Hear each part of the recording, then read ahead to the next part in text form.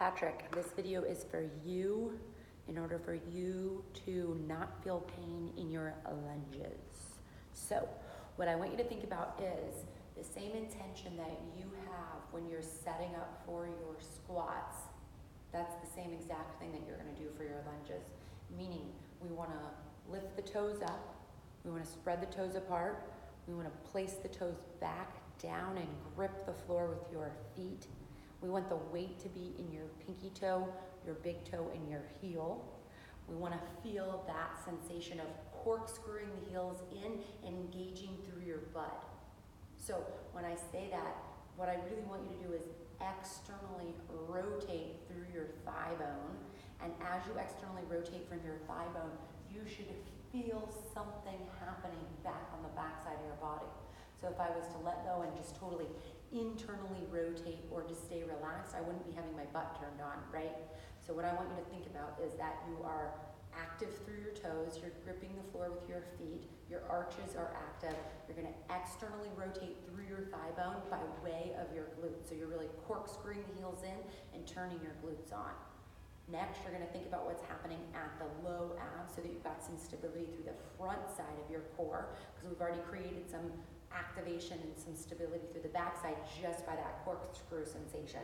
So you're going to think about a little activation from your pelvic floor upward. You're going to think about squeezing the pelvic floor and drawing upward. You're going to find that that creates a co-contraction of your low abs, just the way the pelvic floor works. As the pelvic floor lifts, an activation of the transverse abdominals comes on.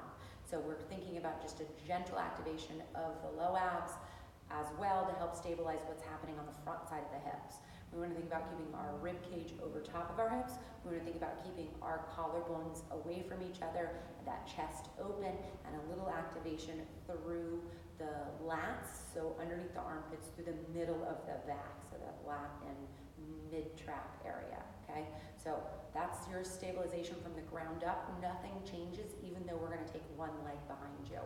So I'll turn to the side here. So I've got that set up through this front left leg. I'm going to step back with my right leg.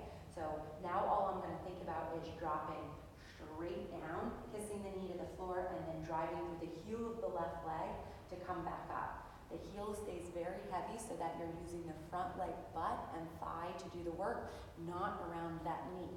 Now your back leg, that thigh is going to be active, and you will feel a little sensation above the knee on the back leg.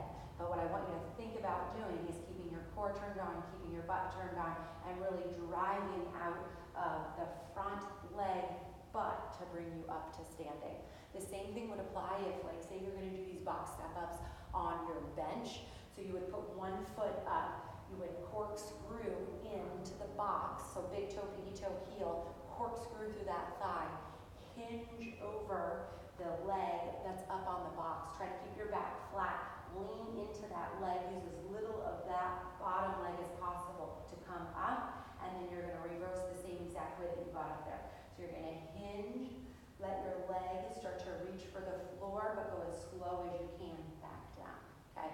So the principle of movement from your squat goes for your lunge. Same thing can set you up for your deadlift. I'll send you a different video on that same activation and principle of movement for your bench press. Report back.